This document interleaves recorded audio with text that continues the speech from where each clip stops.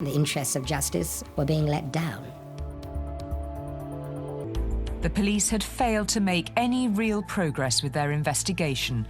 Worse still, many officers continued to doubt the attack was racially motivated. Police officers just refusing to accept that the word nigger was used in the attack. If you don't identify race and race hatred as a motive, when it is a motive, then you perpetuate the racism. I just thought to myself, well, somebody's been murdered, they're going to go out and look for his killers. But as the days pass, then you realise that it's a completely different thing, that Stephen was a black boy and the interest was not there.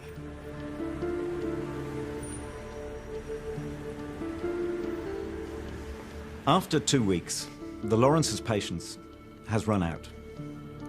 And through a series of connections, they meet Nelson Mandela.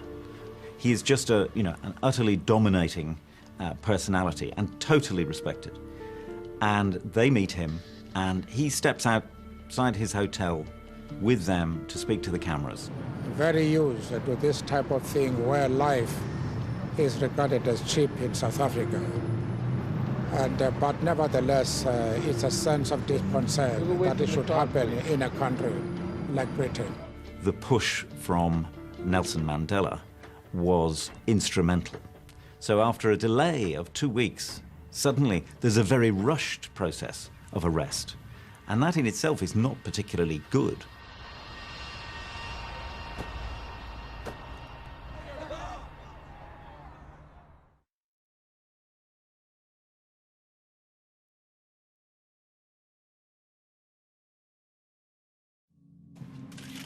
"14 days after the murder of Stephen Lawrence, the eyes of the world were now fixed on the Metropolitan Police Force.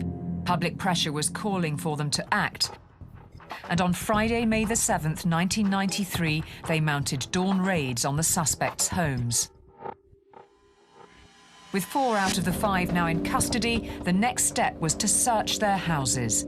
This was the police's chance to make up for previous mistakes and gather crucial forensic evidence. But it would prove to be yet another opportunity squandered.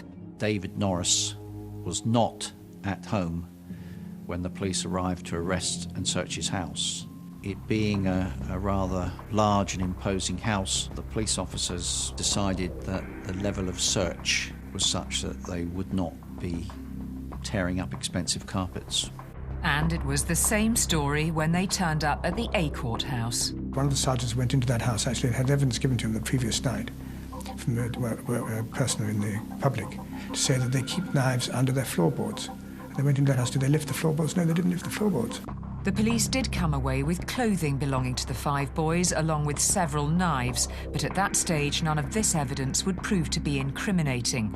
They were now relying on one of the suspects slipping up and implicating themselves in interview.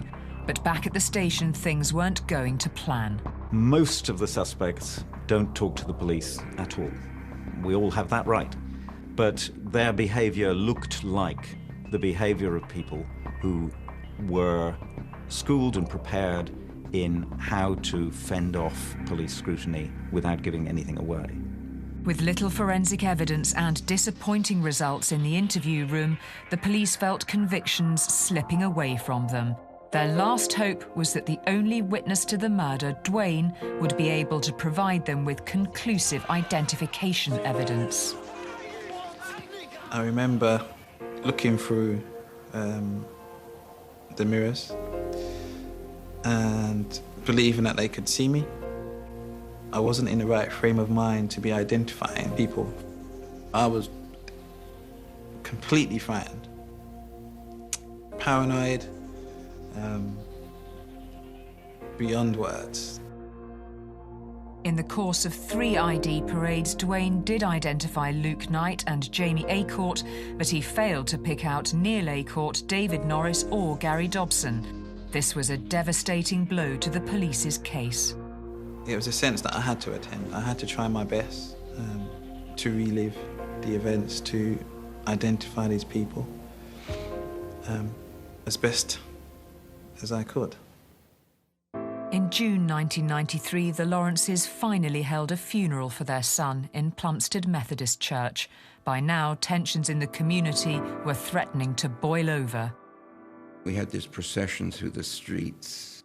You could feel the anger there with people, and as a minister, one had to address the anger. It was a righteous anger.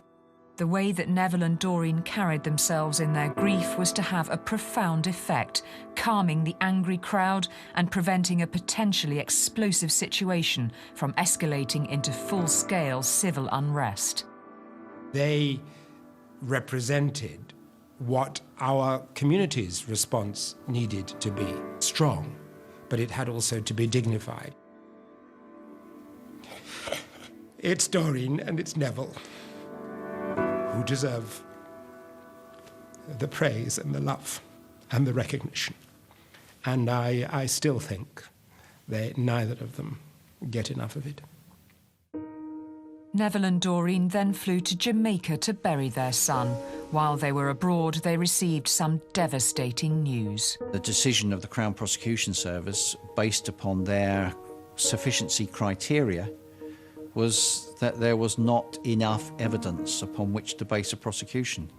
With the criticism of the police growing, they responded by following standard procedure for any unsolved murder and ordered an internal review of their handling of the case. It was called the Barker Report. Barker gave the investigation a clean bill of health. The Lawrences were outraged. But it wasn't long before a change in command at the Met would bring about a fresh start for the case.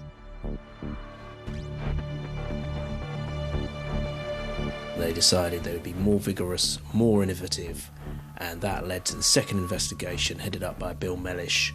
Mellish ordered surveillance equipment to be installed in Gary Dobson's flat in the hope of obtaining new evidence. They inserted a covert device, I think, into a plug. They were hoping that there would be admissions about the actual murder of Stephen. What they got was evidence of the virulent racism of those youths, of their